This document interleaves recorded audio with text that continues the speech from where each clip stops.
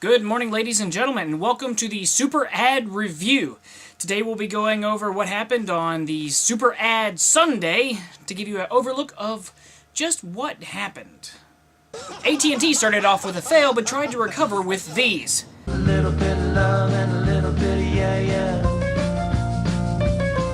You remember to make a reservation, right? Yeah, I remember that. The number one thing a man should remember. Verizon had this to say. Yes, I can hear you now. Motorola tried to sway iPod users by calling them sheep. Coke and Pepsi duked it out. Pepsi pulled out more, but were they better?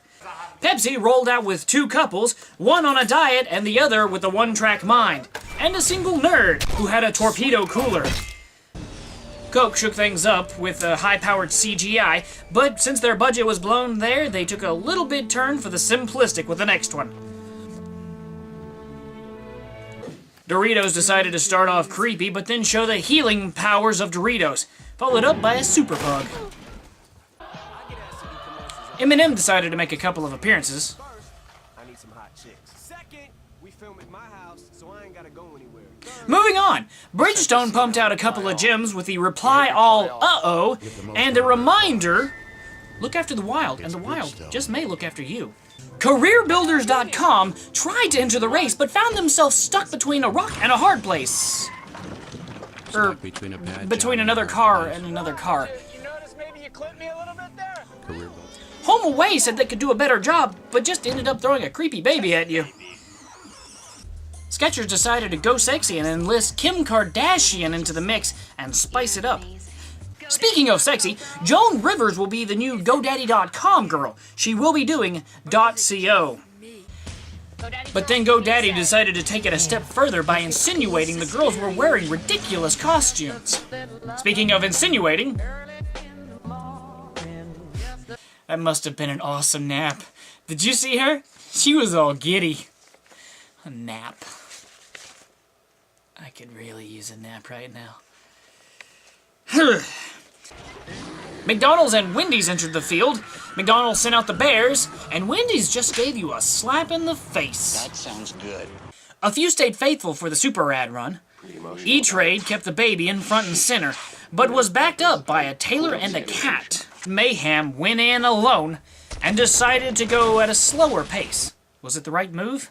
Jack also went in showing his true colors. Even though those decided to stay faithful, there were a few that decided that just wasn't enough. Snickers brought in Richard Lewis and Roseanne Barr, Best Buy went with Ozzy and Bieber, and Teleflora took a leap of faith as they had Faith Hill star in theirs.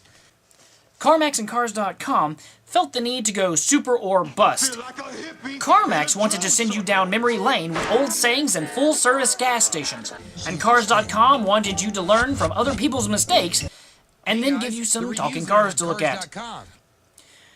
The car industry was no stranger to Super Ad Sunday. Chevy turned out a whopping 6 commercials, ranging from imaginary chase scenes, the car that could tell you how your date went, the Chevy that could kick your butt, one that goes and gets help, to pop culture, and then finally, how history is made. Volkswagen started weak with the previously ran commercial, but came back to redeem themselves with a fast-paced Beetle.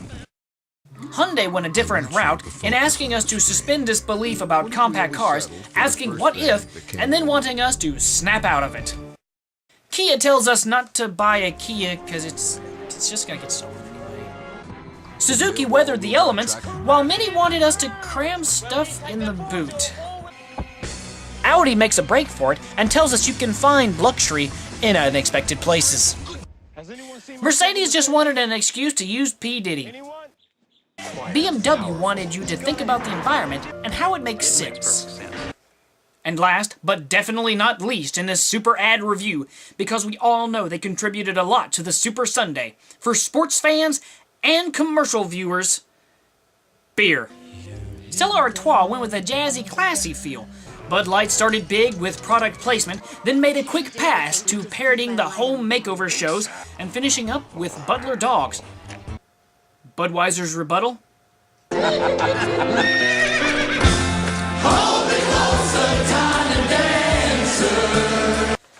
That does it for the Super Ad Review. I'm Michael B. Have a great morning.